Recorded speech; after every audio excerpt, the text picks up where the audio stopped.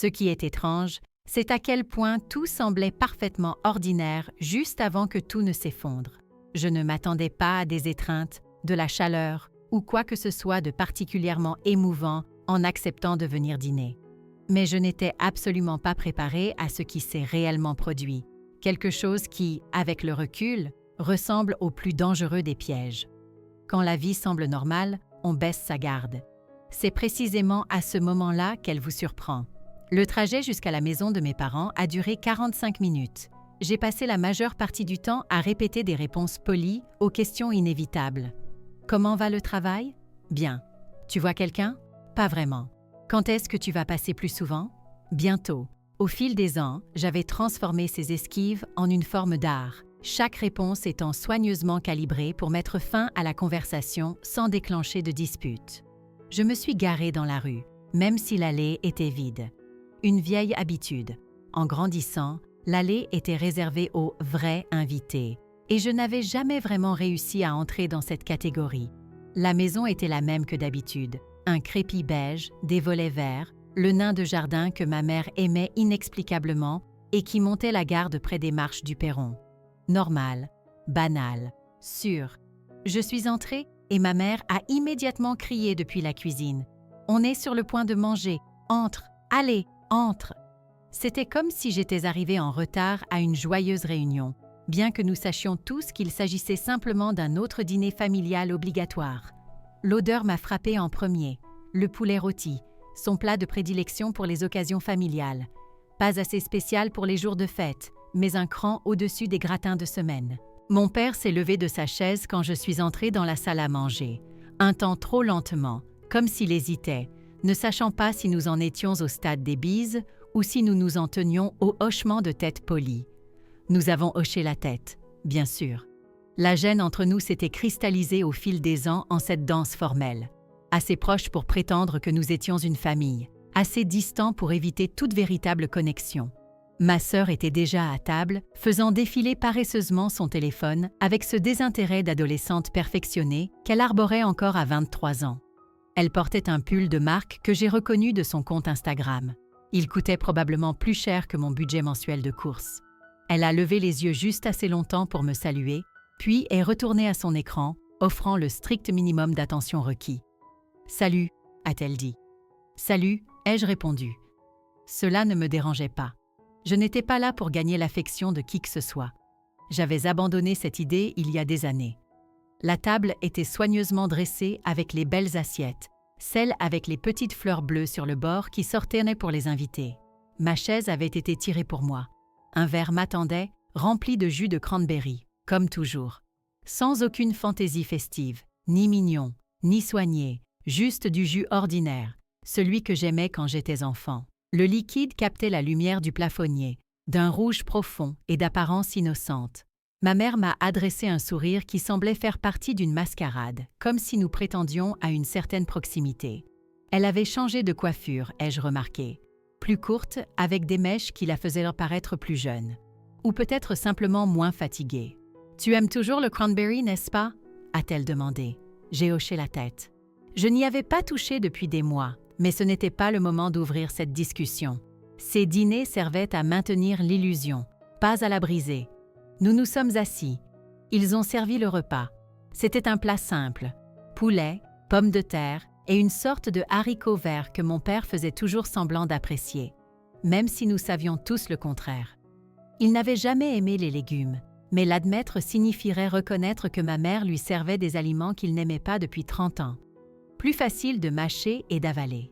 « Alors, » commença ma mère, s'installant dans sa chaise avec la grâce étudiée de quelqu'un sur le point de mener un entretien. « Raconte-nous quoi de neuf. »« Pas grand-chose, » dis-je en coupant mon poulet. « Même travail, même appartement. »« Toujours dans cette boîte de tech ?» a demandé mon père, bien qu'il connaisse la réponse. Nous avions eu cette conversation 3 mois plus tôt à Pâques. Toujours là-bas. Et il te traite bien? Je ne me plains pas. Ma sœur a reniflé doucement, toujours les yeux sur son téléphone. Ça doit être agréable d'avoir la sécurité de l'emploi. La voilà. La première petite pique de la soirée. J'ai laissé passer. La conversation est restée légère en surface. Comment va le travail? Toujours dans le même appartement? La circulation est horrible ces derniers temps, hein? J'ai répondu. J'ai souri. J'ai même ri quand ma sœur a parlé d'un collègue coincé dans les portes tournantes de son immeuble. Pas parce que c'était drôle, mais parce que je savais jouer mon rôle. La discrète, la fiable, celle qui ne fait pas de vagues. « Tu te souviens quand tu es resté coincé dans les toilettes chez mamie ?» a ajouté ma mère en riant. « Tu avais quoi, 7 ans? Tu hurlais à la mort. »« 6 ans, ai-je corrigé doucement. Je m'en souvenais différemment. Moins de cris, plus de panique silencieuse alors que je secouais la poignée, convaincue que je serais piégée pour toujours. Mais chaque famille a sa mythologie, des histoires polies par les répétitions jusqu'à ce que la vérité n'ait plus d'importance. « Papa a dû démonter la porte, a-t-elle poursuivi, perdue dans ses souvenirs. Tu étais si embarrassée. Je le suis toujours, ai-je dit, ce qui a provoqué un rire. Vous voyez? Je pouvais jouer le jeu. Mon père s'est lancé dans sa propre histoire de mésaventures aux toilettes au travail, quelque chose à propos d'une canalisation cassée et d'un client important. Je l'avais déjà entendu, mais j'ai hoché la tête, émettant les sons appropriés de sympathie et d'amusement. C'est ce qui passait pour de la connexion dans notre famille, des histoires partagées qui nous maintenaient à la surface, sans jamais plonger assez profondément pour perturber ce qui se trouvait en dessous. Au milieu de la tirade familière de mon père sur les travaux de la Nationale 7, mon téléphone a vibré sur mes genoux. Sans trop y penser, je l'ai regardé sous la table. Probablement le travail. Peut-être ma colocataire qui demandait s'il fallait du lait. Le message était bref. Pas de nom associé.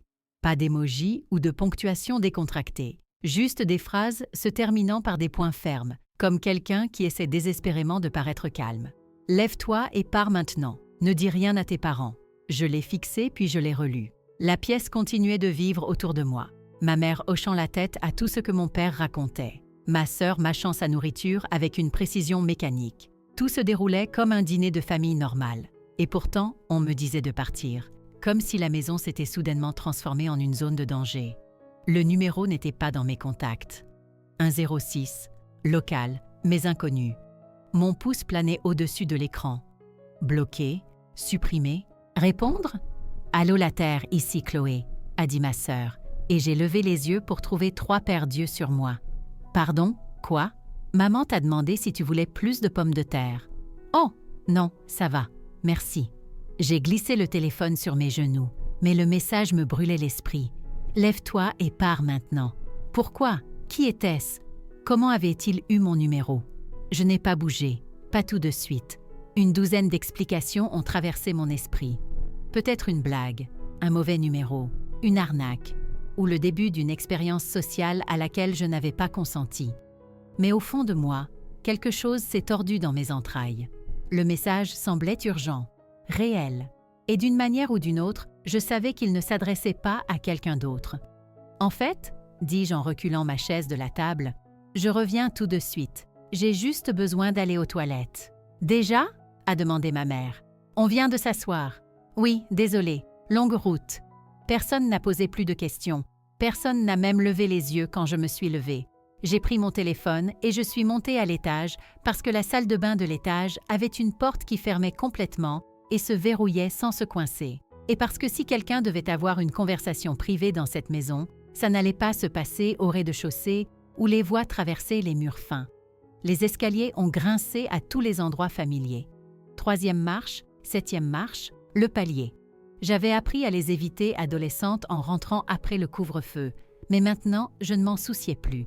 Laissez-les m'entendre. Laissez-les penser que je répondais simplement à l'appel de la nature. J'ai verrouillé la porte, je me suis assise sur le bord de la baignoire et j'ai de nouveau regardé le message. La salle de bain n'avait pas changé depuis mon enfance. Même serviette bleu marine, même distributeur de savon en forme de coquillage, même légère odeur de désodorisant à la lavande de ma mère, essayant de masquer quelque chose de moins agréable.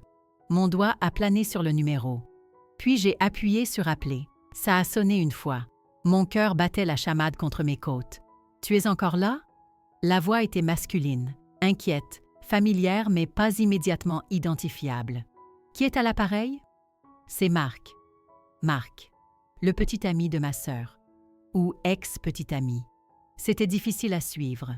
Ils s'étaient séparés et remis ensemble toute l'année passée, leur statut relationnel changeant aussi souvent que ses photos Instagram. Qu'est-ce qui se passe, bon sang? Sa voix était basse, tendue, comme s'il se tenait dans un endroit où il n'était pas censé être. Peut-être dehors. J'entendais du vent, le son lointain de la circulation. « Tu dois partir. Lève-toi. Sors. Ne bois rien. Pars, c'est tout. Marc, tu me fais peur. Qu'est-ce que… » Ne bois pas le jus. Ma bouche est devenue sèche. Je n'avais pas touché au jus. Pas encore. Mais j'allais le faire. 1 ou 2 gorgées de plus et je l'aurais fait, juste pour être poli, juste pour éviter les questions. Pourquoi? Je ne peux pas? Fais-moi confiance, s'il te plaît. Qu'est-ce que c'est que cette histoire?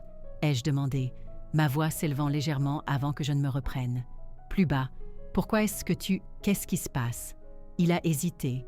Je pouvais l'entendre respirer, rapidement et superficiellement. Quand il a repris la parole, sa voix était à peine plus qu'un murmure. « Chloé, je ne devrais pas t'appeler. Je ne devrais pas… Mon Dieu, s'il savait, si qui savait. Marc, tu n'as aucun sens. Ta famille, ils sont… Écoute, j'ai entendu quelque chose. La semaine dernière, quand j'étais à la maison. Ma sœur avait mentionné qu'il était passé récupérer des affaires qu'il avait laissées là. Ils avaient de nouveau rompu, soi-disant pour de bon cette fois. Qu'as-tu entendu? Une autre pause, plus longue cette fois. Quand il a finalement parlé, les mots sont sortis d'un trait. C'est le jus. Je crois qu'ils ont mis quelque chose dedans. De l'alcool peut-être, ou autre chose. Je ne suis pas sûre, mais je pense qu'il prévoit que tu t'évanouisses. La pièce autour de moi était silencieuse. Le carrelage blanc, le léger vrombissement du ventilateur de plafond que je n'avais même pas remarqué jusqu'à présent, les cliquetis lointains des couverts venant d'en bas. Des sons normaux. Des sons de dîner de famille. Mais les mots de Marc les avaient transformés en autre chose. Quelque chose de sinistre. C'est insensé, ai-je dit. Mais même en prononçant ces mots, je savais qu'ils n'étaient pas vrais. Pas entièrement. Pourquoi? Ai-je finalement demandé. Un autre bref silence. Je pouvais l'imaginer passer sa main dans ses cheveux, ce geste nerveux que j'avais vu 100 fois lors des réunions de famille. Ils veulent déverrouiller ton téléphone, utiliser ton empreinte digitale. Pourquoi faire? Chloé, je dois y aller. Juste, s'il te plaît, pars, maintenant. Dis-leur que tu es malade, dis-leur n'importe quoi, mais sors de là. Marc, attends. Mais il avait déjà raccroché. Je suis restée assise un moment après la fin de l'appel. Assez longtemps pour sentir le froid du carrelage de la salle de bain à travers mes vêtements. Assez longtemps pour entendre le rire de ma mère monter d'en bas, clair et faux. Assez longtemps pour savoir que j'avais un choix et que je l'avais déjà fait. Je ne pouvais pas partir, pas encore. Si je sortais maintenant, en prétextant une maladie soudaine, ils sauraient que quelque chose n'allait pas. Ils changeraient leur plan, quel qu'il soit, et je ne connaîtrais jamais la vérité. Mais je pouvais jouer le jeu. Je pouvais faire semblant de boire, faire semblant de m'évanouir et découvrir exactement ce que ma famille préparait. Cette pensée aurait dû me terrifier. Au lieu de ça, je me sentais étrangement calme, détachée. Comme si je regardais la vie de quelqu'un d'autre se dérouler à distance. Je me suis levée, j'ai rajusté mes vêtements et je me suis regardée dans le miroir. Le même visage que j'avais porté à chaque dîner de famille pendant des années. La même expression neutre, le même sourire prudent.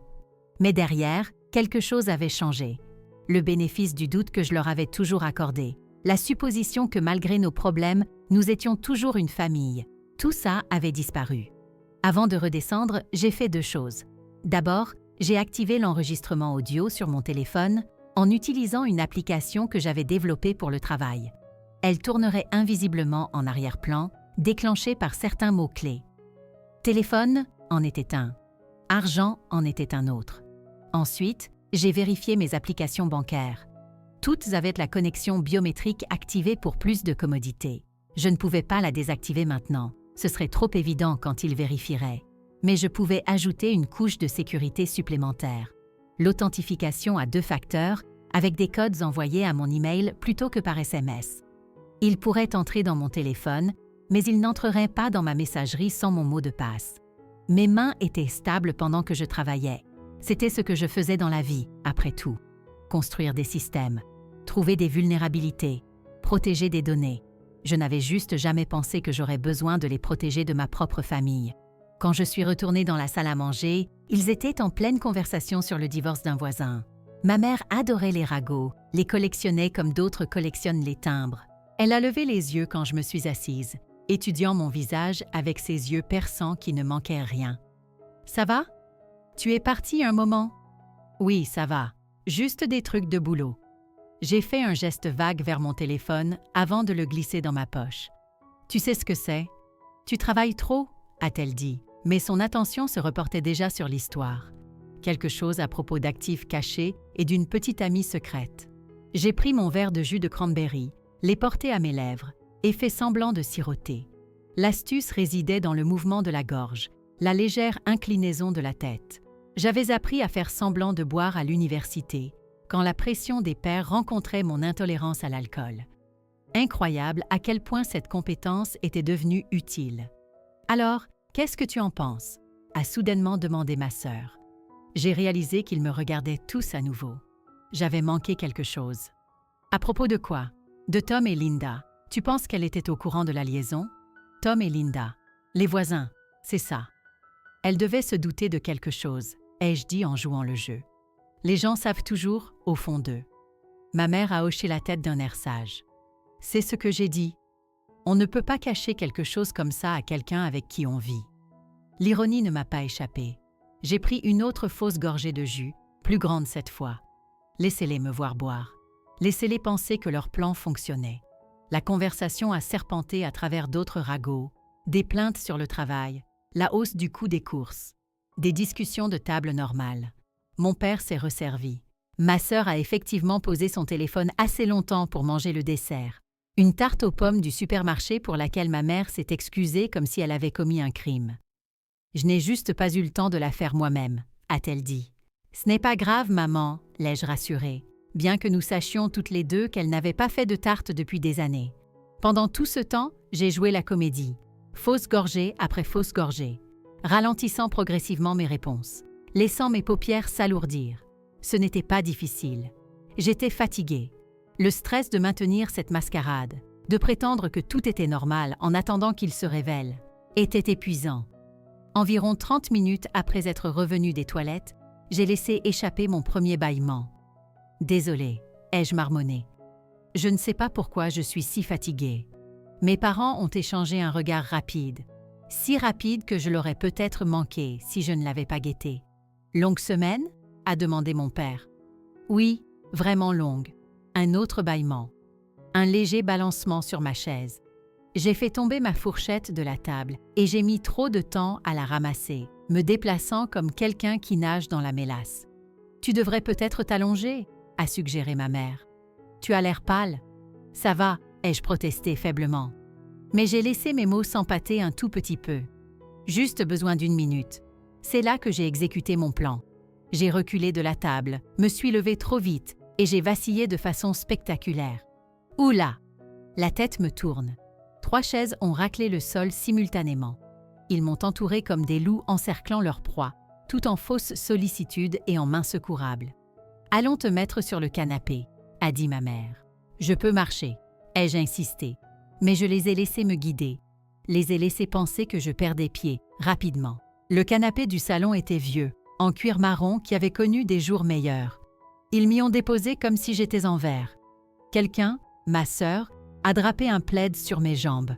Le même plaid sous lequel je me cachais enfant, en regardant des films les jours de maladie. « Repose-toi », a murmuré ma mère. « Ferme les yeux. » Je l'ai fait.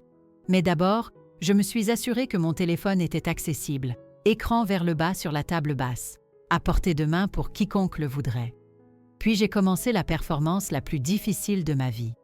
Jouer l'inconsciente alors que chaque nerf de mon corps hurlait de fuir. La respiration était la clé. Lente, profonde, régulière. J'avais lu quelque part que les gens pouvaient simuler la mort en contrôlant leur respiration, en ralentissant leur rythme cardiaque par la méditation. Je n'étais pas aussi douée, mais je pouvais gérer l'inconscience. J'ai compté mes respirations. 10, 20, 30. La pièce est devenue silencieuse, à l'exception de l'horloge comtoise dans le coin, marquant le temps de son tic-tac régulier. « Elle dort ?» a chuchoté ma mère. Le canapé s'est affaissé alors que quelqu'un s'asseyait près de mes pieds. « Chloé ?» a dit ma sœur, plus fort. « Pour tester. » Je n'ai pas répondu. J'ai gardé ma respiration stable, même si mon cœur essayait de s'échapper de ma poitrine. « Ouais, elle est KO », a confirmé ma sœur. « D'accord », a répondu mon père de quelque part près de la porte. « Faisons ça rapidement. La voilà. » La confirmation que ce n'était pas spontané, pas un crime d'opportunité. Ils avaient planifié ça, tous les trois. J'ai entendu le léger bruit de mon téléphone qu'on ramassait, puis des pas qui s'approchaient. Le coussin près de mon épaule s'est comprimé alors que quelqu'un, ma sœur, à en juger par le parfum, se penchait sur moi. « Donne-moi sa main », a-t-elle dit. Des doigts se sont enroulés autour de mon poignet, le soulevant doucement, mais avec détermination. Je suis restée molle, les laissant me manipuler comme une poupée. Mon pouce a été pressé contre quelque chose de lisse et de froid. L'écran de mon téléphone. Une pause, puis une légère vibration contre mon pouce. Déverrouillé. « Ok », a chuchoté ma sœur. « On est dedans ?»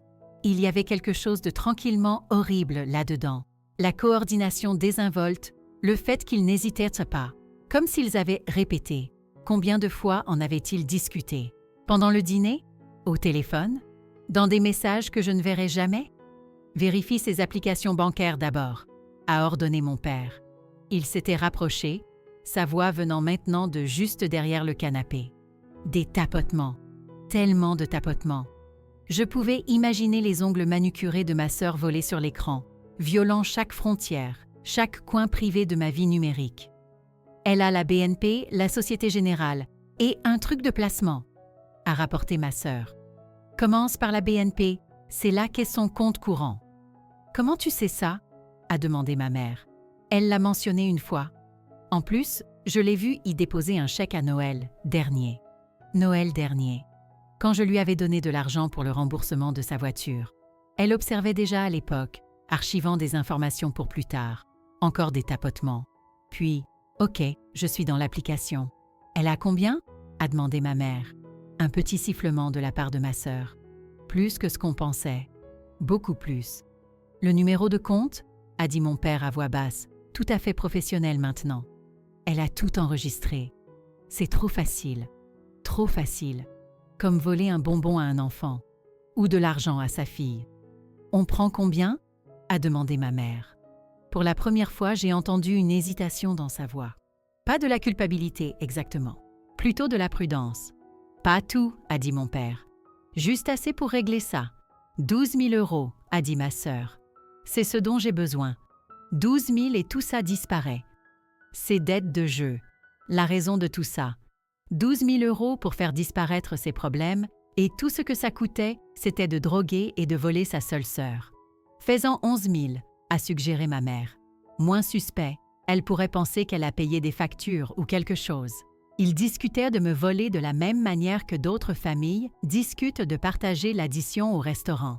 De manière factuelle, pratique. D'accord. 11 000 verres, ma sœur a fait une pause.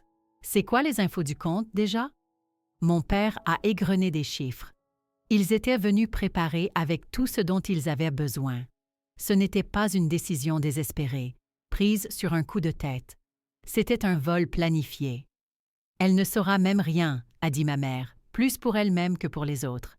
Si ça passe sans problème, elle pensera juste qu'elle a fait le virement elle-même. Peut-être payer une facture et oublier. Je vous l'avais dit, a dit ma sœur avec satisfaction. Elle s'évanouit toujours après un verre. Il fallait juste qu'elle dorme pendant l'opération. Le voilà, dit à voix haute. Tous les trois, ensemble. Ma famille. Un tapotement. Une pause. Puis ma sœur a juré. « Quoi ?» a exigé mon père. « Ça demande un code, un truc de vérification. »« Un code ?» Ma mère avait l'air confuse. « Comme un mot de passe ?»« Non, comme une authentification à 2 facteurs, » a marmonné ma sœur. « Ça dit que ça envoie un code à son email. Tu peux entrer dans sa messagerie ? Pas sans son mot de passe. Et avant que tu ne le demandes, non, l'empreinte digitale ne fonctionne pas pour ça. » Mon père a juré à voix basse, un soupir doux et irrité. Essaye une autre application. Essaye celle de la Société Générale. Tapotement. Toujours des tapotements. Je pouvais sentir leur frustration monter. Pareil, tout est verrouillé avec ce foutu truc à 2 facteurs. Et PayPal? Lydia, question marque. Je vérifie. Non, même chose. Tout a besoin d'un code. Ils sont restés silencieux un moment. Je pouvais sentir leurs yeux sur moi, se demandant si j'allais me réveiller, si je savais ce qui se passait. J'ai continué à respirer. Inspirer, expirer, inspirer, expirer. Essaye le compte de placement, a suggéré mon père. Peut-être que c'est différent. Ce n'était pas le cas. J'avais tout verrouillé à double tour. Ils pouvaient naviguer, voir les soldes qui les faisaient siffler, mais ils ne pouvaient pas toucher un centime. « C'est inutile », a craché ma sœur. « On l'a drogué pour rien. »« Ne le dis pas comme ça », a protesté ma mère. « Comment veux-tu que je le dise ?» On a mis de l'alcool dans son jus, ce qui aurait pu la tuer, au passage, avec sa condition. Et on ne peut même pas accéder à son argent. « Baisse la voix », a prévenu mon père. « Pourquoi ? Elle est inconsciente. Tu as vu combien elle a bu. » En fait, je n'avais rien bu, mais ils ne le savaient pas. Ils avaient vu ce qu'ils voulaient voir, ce qu'ils s'attendaient à voir. Leur fille coupable, payant enfin sa dette. « Repose juste le téléphone », a dit ma mère. « On trouvera autre chose. » Quoi d'autre ? La voix de ma sœur montait, la panique s'insinuant. « J'ai besoin de cet argent. Tu sais ce qui se passe si je ne paie pas. »« Nous savons », a dit mon père d'un air sombre. « Nous trouverons quelque chose. » Ils ont reposé le téléphone, exactement là où ils l'avaient retrouvé. Pas d'excuses, pas de remise en question, pas d'hésitation. Juste l'efficacité silencieuse de personnes qui avaient franchi une ligne morale et continuèrent de marcher. J'ai attendu. J'ai compté jusqu'à 100, puis 200. Je les ai laissés se rasseoir dans leur fauteuil, se rassurer en se disant que leur plan avait simplement rencontré un obstacle, rien de plus. Puis j'ai ouvert les yeux. J'ai cligné lentement des yeux, comme quelqu'un qui sort d'un sommeil profond. Je me suis assise prudemment, une main sur la tête. « Qu'est-ce qui s'est passé ?» ai-je demandé, ma voix petite et confuse. Ils se sont tous tournés vers moi avec des expressions d'une sollicitude si parfaite que ça m'a retourné l'estomac. « Tu t'es évanoui », a dit ma mère en se précipitant. « Juste pour quelques minutes. Comment te sens-tu ?»« Bizarre », ai-je dit honnêtement, comme si j'avais eu un trou noir d'une seconde. « Tu étais vraiment fatiguée », a proposé mon père. « Peut-être que tu couves quelque chose. » J'ai hoché la tête, jouant le jeu. « Peut-être. Je devrais probablement rentrer. Tu es sûre que tu peux conduire ?» a demandé ma sœur. La même sœur qui venait d'essayer de me voler 11 000 €. « Tu pourrais rester ici ce soir. » L'idée de dormir dans cette maison, avec ces gens, me donnait la chair de poule. Non, ça va. J'ai juste besoin d'un peu d'air frais. Je me suis levée lentement, testant mon équilibre. Je m'étais levée trop vite. J'étais encore un peu étourdie par l'adrénaline et le stress. Ils me regardaient comme des faucons, se demandant probablement si j'allais m'effondrer à nouveau. « En fait, » dis-je en attrapant mon téléphone, « je devrais vérifier avec le travail, m'assurer que rien d'urgent n'est arrivé. » Je l'ai déverrouillé avec mon empreinte digitale, juste devant eux. J'ai vu les yeux de ma sœur suivre le mouvement. Puis, j'ai fait mine de vérifier mes emails, en fronçant les sourcils devant l'écran. « Tout va bien ?» a demandé ma mère. « Oui, juste, j'ai plein de notifications d'authentification à 2 facteurs. » Bizarre. Je les ai regardés, gardant une expression perplexe, mais pas suspicieuse. Probablement juste un bug. Le silence qui a suivi était assourdissant. Le sourire de ma mère s'est figé. Mon père s'est raclé la gorge. Ma sœur a soudainement trouvé son propre téléphone fascinant. « La technologie », a dit faiblement mon père. « Toujours quelque chose. »« Ouais », ai-je convenu.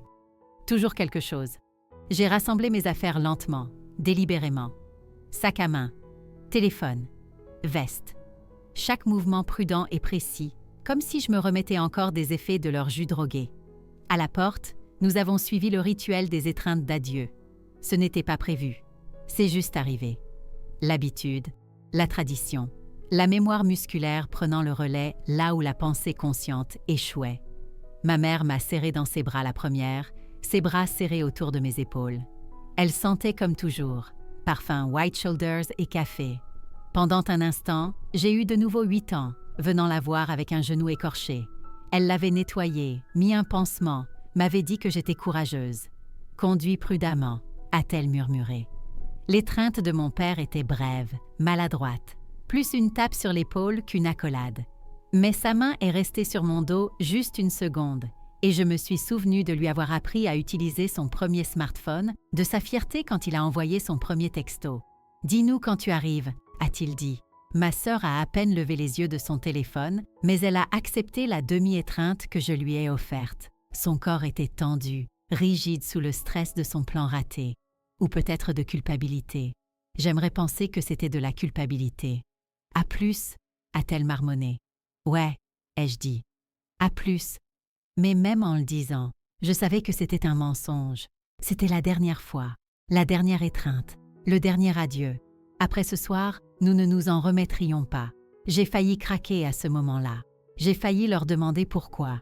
Pourquoi ils avaient choisi l'argent plutôt que moi. Pourquoi 12 000 € valaient plus que 26 ans à être leur fille.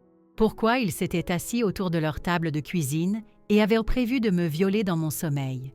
Mais je ne l'ai pas fait. J'ai souri. J'ai fait un signe de la main. J'ai marché jusqu'à ma voiture comme si rien n'avait changé. Le trajet du retour a été flou. Je me suis arrêtée 2 fois. Une fois pour vomir, le stress submergeant finalement mon système, et une fois pour pleurer. De grands sanglots haletants qui m'ont laissé essoufflée et vide. Quand je suis enfin arrivée à mon appartement, je suis restée assise dans ma voiture pendant encore 20 minutes, à fixer mon téléphone. L'application d'enregistrement qui avait tout capturé. Leurs mots, leurs plans, leur absence totale de remords. J'avais pensé que connaître la vérité me ferait me sentir mieux, justifiée. Au lieu de ça, je me sentais juste vide. Mais je savais ce que je devais faire. Le commissariat était calme à 20 h un mardi. Je me suis garée sous un lampadaire. Je suis entrée comme si je venais récupérer un portefeuille perdu. Normal, calme. Pas comme quelqu'un dont le monde venait d'imploser. La policière à l'accueil avait l'air fatiguée, la fatigue de fin de service. Elle s'est redressée quand j'ai dit que je devais signaler un délit. Quel genre de délit? Tentative de vol et agression, je pense. Ils m'ont droguée. Ça a attiré son attention. Quand est-ce que c'est arrivé? Il y a environ 1 heure. Avez-vous besoin de soins médicaux? Nous pouvons appeler? Non, ai-je interrompu. Je ne l'ai pas vraiment bu, mais j'ai la preuve qu'ils ont essayé. Elle a cligné des yeux. D'accord. Et savez-vous qui a fait ça? C'était le moment, le point de non-retour. Une fois que je l'aurais dit, je ne pourrais plus revenir en arrière. Oui, ai-je dit. Mes parents et ma sœur.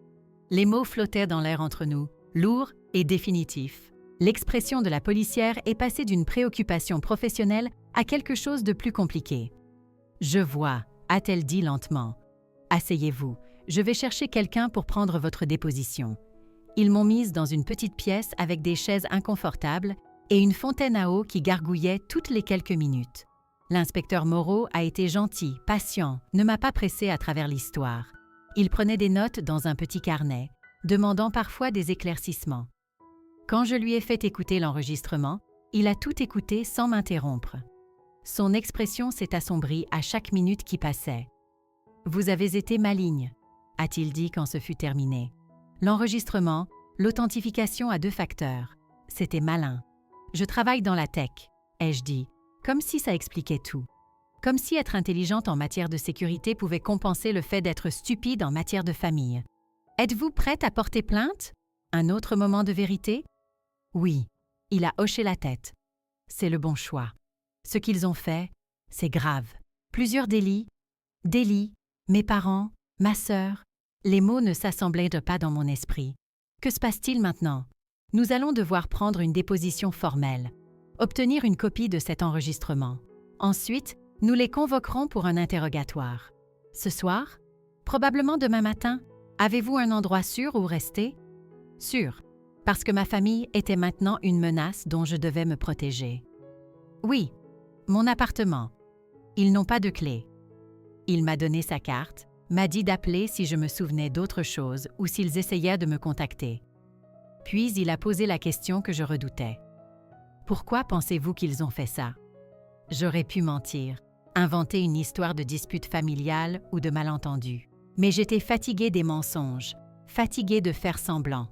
Ma sœur a des dettes de jeu, 12 000 €. Elle me les a demandées le mois dernier et j'ai dit non. Je suppose qu'ils ont trouvé un autre moyen. Il a pris une autre note. Vous a-t-elle déjà demandé de l'argent avant? Toute ma vie, ai-je dit, et une fois que j'ai commencé, je n'ai pas pu m'arrêter.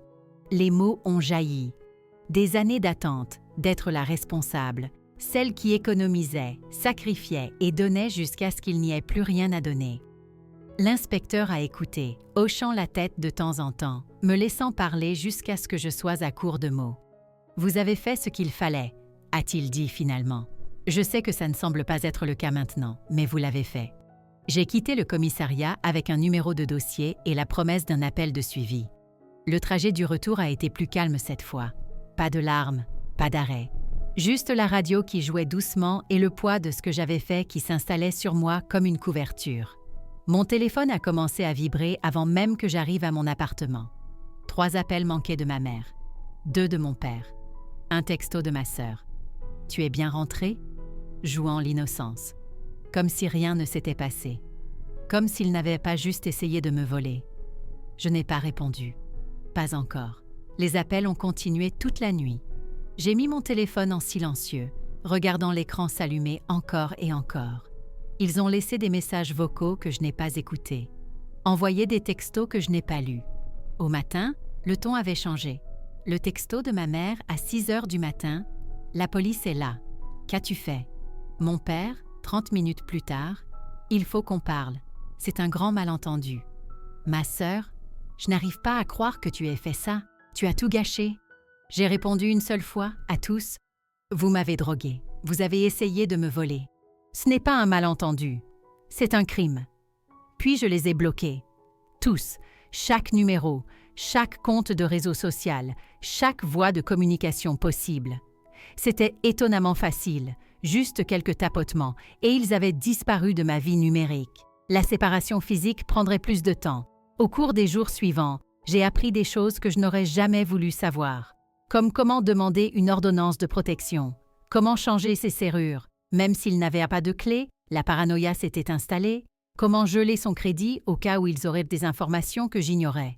Je me suis déclarée malade au travail, puis j'ai dit la vérité à ma patronne quand elle s'est inquiétée. Elle m'a donné des jours de congé sans poser de questions et m'a recommandé le programme d'aide aux employés de l'entreprise. Il s'est avéré qu'ils avaient des conseillers spécialisés dans les traumatismes familiaux. « Plus courant que vous ne le pensez », m'a dit le conseiller lors de notre première séance. L'abus financier familial est sérieusement sous-déclaré. Abus. Un mot si lourd pour ce qui ressemblait à une trahison. Le processus judiciaire a avancé plus vite que prévu. L'enregistrement était accablant. Les relevés bancaires montraient de multiples tentatives infructueuses d'accéder à mes comptes. Les dettes de jeu de ma sœur étaient bien documentées. Elle avait emprunté à des collègues, des amis, à quiconque voulait bien l'écouter. Mes parents avaient contracté un prêt sur leur maison pour l'aider auparavant. Mais la source s'était tarie.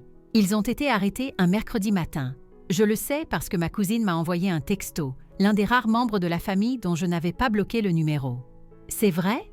a-t-elle demandé. « Oui », ai-je répondu. « Je suis désolée », a-t-elle dit.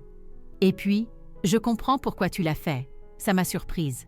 Je m'attendais à de la colère, à des accusations de trahison. » Au lieu de ça, elle m'a parlé de ses propres expériences, de petits incidents dont je n'avais jamais eu connaissance, de l'argent emprunté et jamais rendu, des culpabilisations quand elle ne pouvait pas aider, le schéma familial s'étendant au-delà de ma famille immédiate. « Tu es courageuse ?» a-t-elle dit. « J'aurais aimé être aussi courageuse. Le mot ne me convenait pas. Courageuse. Était-ce courageux de se protéger ou simplement nécessaire ? Ils n'ont pas contesté les accusations. Leur avocat, réalisant probablement que les preuves étaient accablantes, a négocié un accord de plaidoyer de culpabilité. Sursis. Amende. Travaux d'intérêt général. Pas de prison, ce qui était à la fois un soulagement et une déception. Une partie de moi voulait qu'il soit puni. Une autre partie voulait juste que ce soit terminé. Les ordonnances de protection ont été accordées sans problème. Ils ne pouvaient pas me contacter, s'approcher de moi ou demander à d'autres de me contacter en leur nom. Sur le papier, j'étais en sécurité. En réalité, la sécurité semblait être un concept étranger. J'ai déménagé 2 mois plus tard. Pas loin, juste dans un autre quartier de la ville, mais assez pour que je ne les croise pas au supermarché ou à la station-service. Mon nouvel appartement avait une meilleure sécurité. Gardien, caméra, tout le tralala. Ça coûtait plus cher, mais la tranquillité d'esprit valait le prix. Le travail est devenu mon refuge. Je me suis jetée dans les projets, suis restée tard, me suis portée volontaire pour tout. Ma manager a fini par me prendre à part, inquiète du surmenage. « Je vais bien », ai-je insisté. Non, a-t-elle dit doucement. Vous n'allez pas bien. Et ce n'est pas grave. Elle avait raison. Je n'allais pas bien. J'étais fonctionnelle, mais ce n'est pas la même chose. La thérapie a aidé. Lentement. Apprendre à fixer des limites. À reconnaître que ce qui s'est passé n'était pas de ma faute. Que se protéger n'est pas égoïste. Mon thérapeute m'a fait écrire des lettres que je n'enverrai jamais, disant tout ce que je n'ai pas pu dire ce soir-là. Pourquoi? Ai-je écrit à ma mère. Étais-je une si mauvaise fille que me droguer semblait raisonnable? Qu'ai-je fait de mal? Je suis désolée, ai-je écrit à ma sœur. Désolée que ton addiction t'ait menée ici. Désolée de ne pas avoir pu te sauver. Désolée que me sauver moi-même signifiait te laisser tomber. Je t'aimais, ai-je écrit à mon père. Au passé, je t'aimais et tu as choisi de me faire du mal. Comment puis-je concilier ça? 6 mois plus tard, j'ai croisé Marc dans un café. L'ex de ma sœur, celui qui m'avait prévenu. Il avait l'air fatigué, pluvieux. Nous nous sommes regardés à travers le sifflement de la machine à expresso et le brouhaha matinal. « Salut » a-t-il dit finalement. « Salut, on peut parler ?» J'ai failli dire non, mais la curiosité l'a emporté. Nous avons trouvé une table dans un coin, loin des autres clients. « Je suis désolée » a-t-il commencé. « Pour tout. J'aurais dû te prévenir plus tôt. »« Pourquoi l'as-tu fait » ai-je demandé. « Me prévenir, je veux dire. Tu aurais pu rester en dehors de ça. » Il a fixé son café. « Parce que c'était mal. Et parce que… » Il a fait une pause, choisissant ses mots avec soin. « Parce que j'ai vu comment il parlait de toi. Comme si tu étais une ressource, pas une personne. Ta sœur, elle calculait combien elle pouvait obtenir de toi comme si c'était un problème de maths. Et tes parents l'encourageaient. Depuis combien de temps savais-tu? Pour le jeu? Des mois? Pour le plan?